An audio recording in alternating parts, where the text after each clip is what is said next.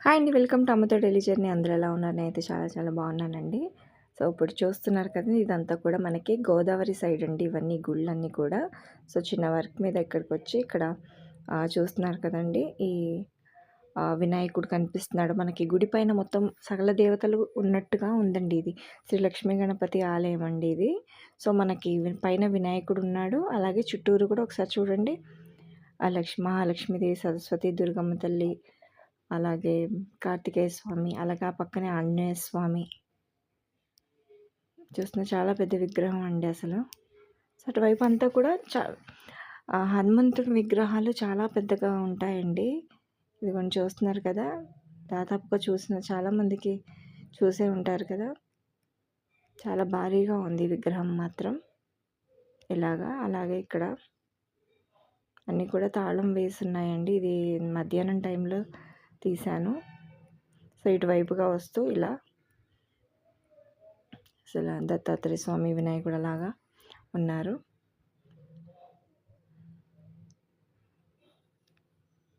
So, ఈయనొచ్చి అర్థం కావట్లేదండి. ఇక్కడ ఏమి రాసి కూడా కనిపించడం లేదు ఎవరనేది. అమ్మవారి టెంపుల్ అండి ఇదైతే.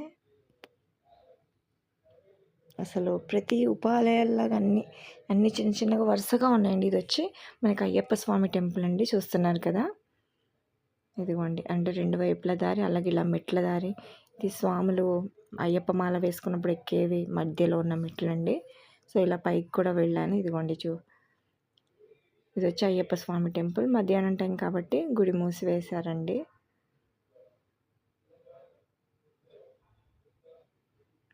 సో, లోపల అయ్యప్ప స్వామి అయితే కూర్చుని అదిగోండి విగ్రహం కనిపిస్తుంది చూడండి. అయ్యప్ప స్వామి, ఆయన దర్శనం అయితే కలిగింది. సో, ఇలా గుడి బయట మాత్రం ఇలా మనకి ఓపెన్ స్పేస్లో ఇలాగా అర్ధనారీశ్వర రూపం ఒకటి, అలాగే కార్తికేయ స్వామి, ఈ రెండు కలిపి ఒక దాంట్లో ఉన్నాయి. అలాగే ఆ పక్కగా ఉన్నది మాత్రం కృష్ణుడు మాత్రం అదొకటి సపరేట్గా కట్టినట్టు ఉంది. సో, ఇలా పచ్చని చెట్ల మధ్య ఇలాగ ఓపెన్గా ఎంత ప్రశాంతంగా విశాలంగా ఉంది చూడండి. ఎంతో ఓపెన్ స్పేస్లో ఇలా కట్టి చుట్టూరు ఇంత ఖాళీగా పచ్చటి పొలాలు. పైన అయితే చూడండి అయ్యప్ప స్వామికి అటువైపు ఇటువైపు రెండు వైపులా కూడా ఏనుగులతో మధ్యలో ఆయన. సో, ఇది అయ్యప్ప స్వామి టెంపుల్ అండి. అలాగే ఇటువైపుగా పార్వతీ పరమేశ్వరులది ఇటువైపున ఉంది. అలాగే ఇక్కడ వచ్చి మనకి శేషపాన్పు మీద విష్ణుమూర్తి, అలాగే మహాలక్ష్మీదేవి, ఇలా ఈ చుట్టూరు కూడా విగ్రహాలన్నీ కూడా చాలా బాగున్నాయండి.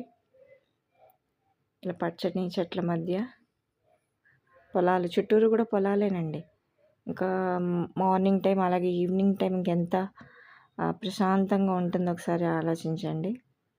ఎంతటి పచ్చని, అందుకే ఊర్లలో చూడండి గుళ్ళు టెంపుల్స్ చాలా పెద్దగా ఉంటాయి.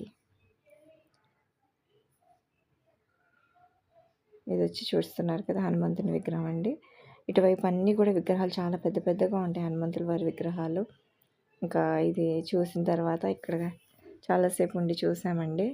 ఇంకెలా ముందుకు సాగిపోతుంటే ఇదంతా కూడా తోటలు, కొబ్బరి చెట్లు, కొబ్బరి తోటలు అనుకుంటండి ఇవంతా కూడా. లోపలికి అంతా కూడా కొబ్బరి మొక్కలే ఉన్నాయి అంతా కూడా.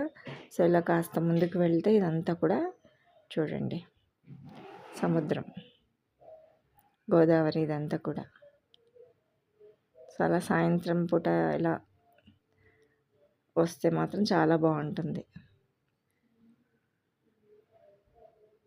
పగలైతే అస్సలు తిరగలేమండి ఇక్కడున్న అంత ఎండకి వేడికి. పగలు ప్రయాణాలు కానీ ఇలా వెళ్ళడం కానీ చాలా ఇది, కానీ అదే సాయంత్రం టైంలో అయితే చల్లగా చాలా బాగుంటుంది ఇలాంటి ప్లేసెస్లో.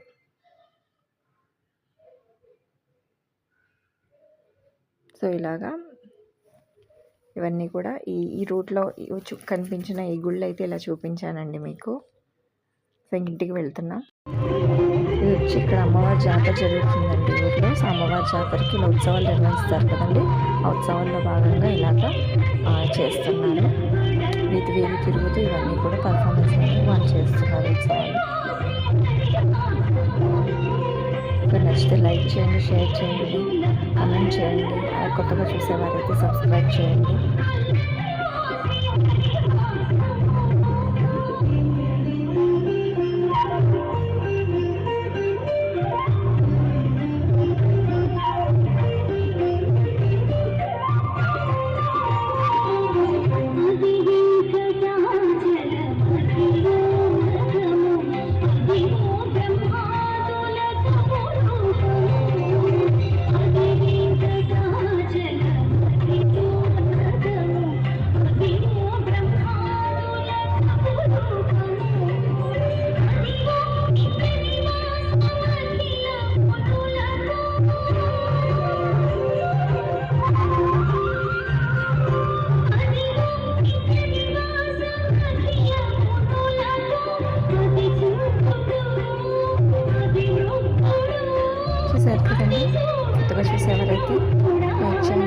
సబ్స్క్రైబ్ చేయండి. Thank you for watching.